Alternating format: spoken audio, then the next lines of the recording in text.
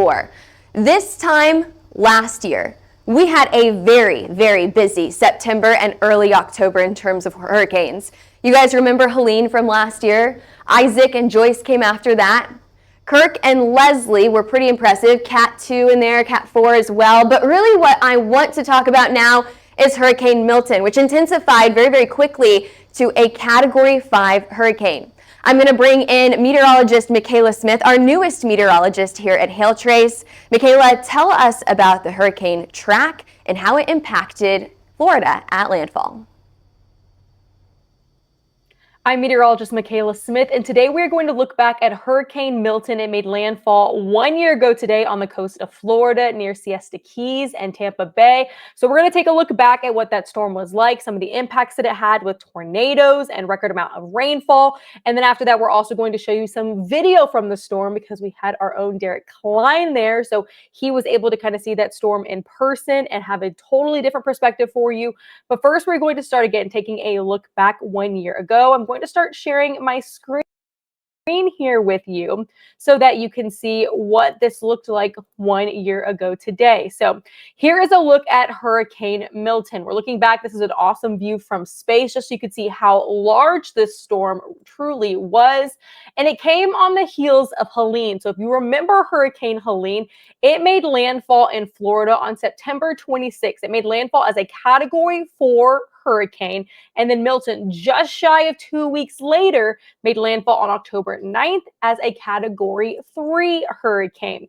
So very active waters last year. You can see this area highlighted in red. That gave a 90% chance that we were going to see a storm develop. Then it very quickly became a hurricane, and then it underwent rapid intensification, which means in a very short amount of time, we see the hurricane kind of explode. It gathers itself together, and it went from a Category 1 hurricane quickly to a 2, and then it jumped to a 4. I have this satellite image for you too that we're going to check in and see.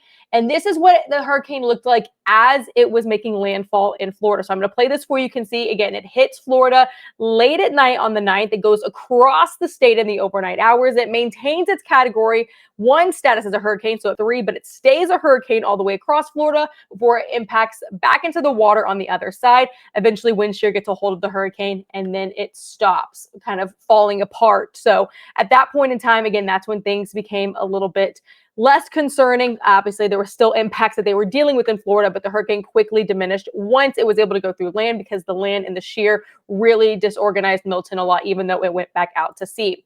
I'm going to start sharing my screen with you again so we can continue to see just the exact path of Milton. Here it's again highlighted in pink. It's pink because it was a Category 5 hurricane. You can see it goes from again a 2 to a 4 to a 5, and then for multiple days it goes back and forth between a 5 and a 4. So it stays a very strong hurricane. Eventually it starts to weaken a little bit as it hits the west coast of Florida as a Category 3. And then, like I mentioned, it stays a Category 1 as it goes all the way across.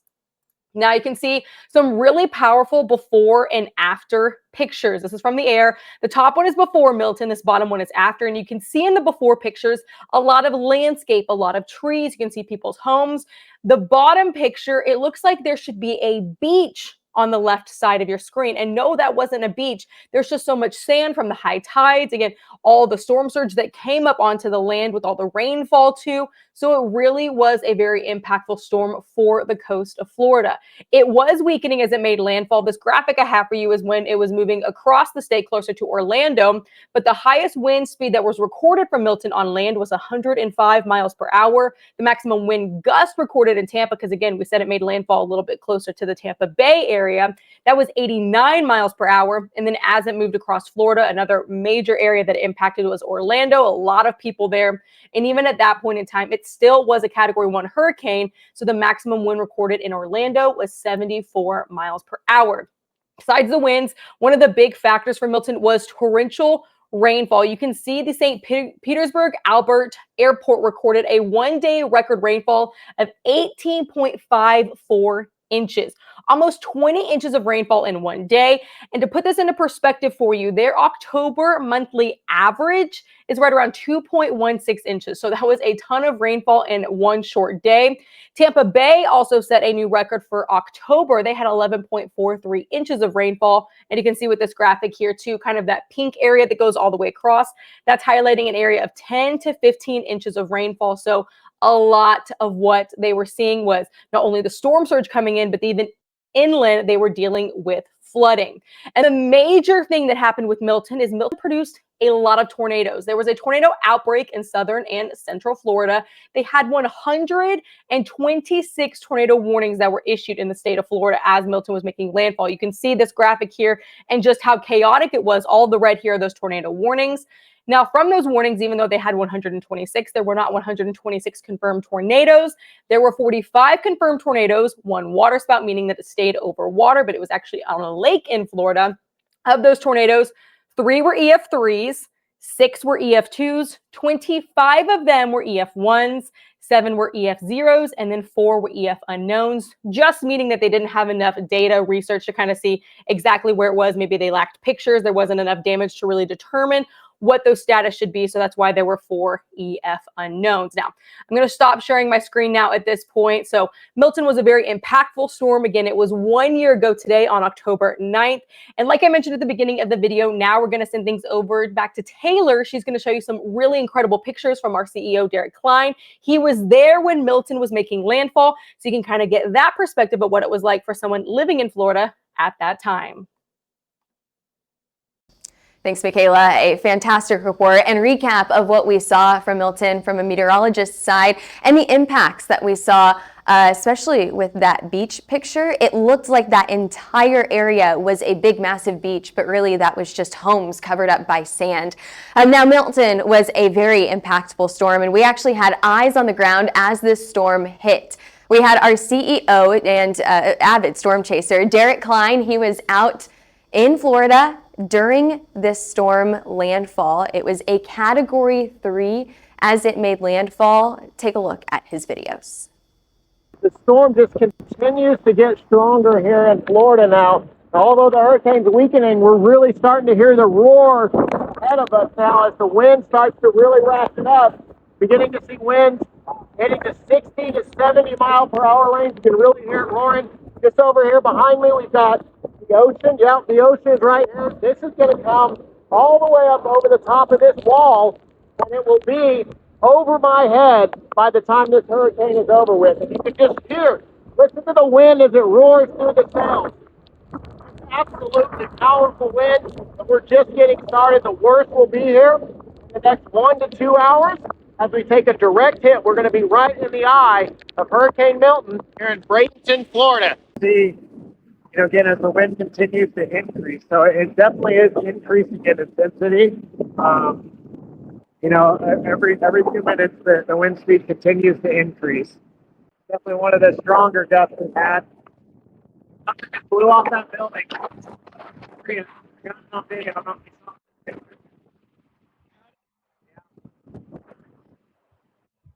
A bang, that was whatever fell off the building hitting the ground.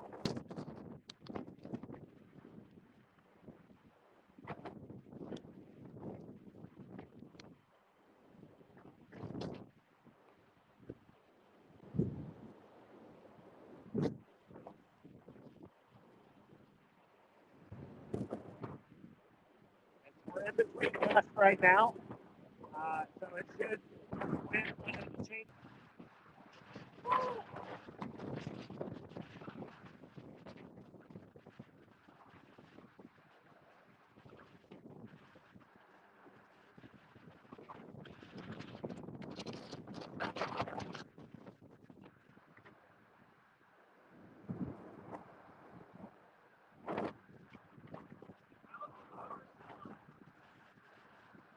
Underground, maybe?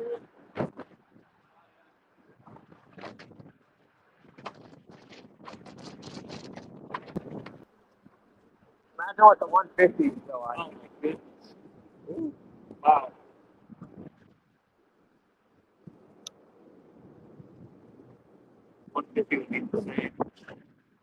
We are right now in Sarasota, Florida, where we slept out Hurricane Milton. We rode it out in Bradenton, Florida, where we had winds over 100 miles per hour.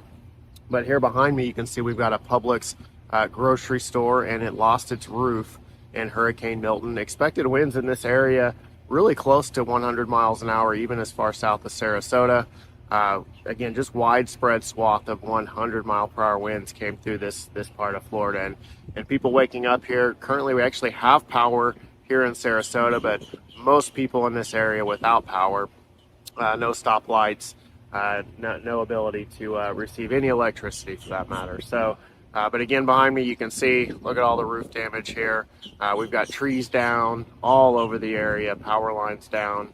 It's a real big mess, a big cleanup ahead of everybody here in Florida, but the cleanup has already started as we've seen crews out cleaning up stuff around town already. Back to you.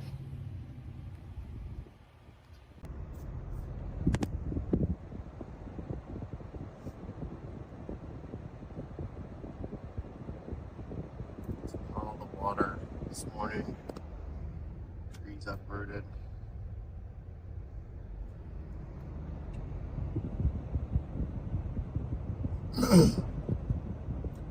This area had winds probably low to mid 90s. So the stop sign over there. They've actually gone through and already picked up a lot of the trees through here.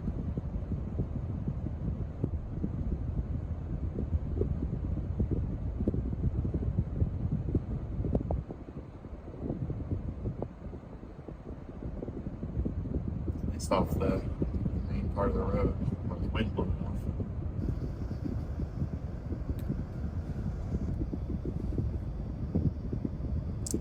Yeah, and we appreciate Derik being out at Landfall during that hurricane. He did a phenomenal job getting in the right places at the right time and staying safe. So you saw from the very beginning of that storm making landfall to while it was making landfall with all of those power flashes. And then you saw at the very end the aftermath with that roof blown off and the trees that were just sitting in the middle of the road. Again, that was the recap of Hurricane Milton, which made landfall 365 days ago this time last year.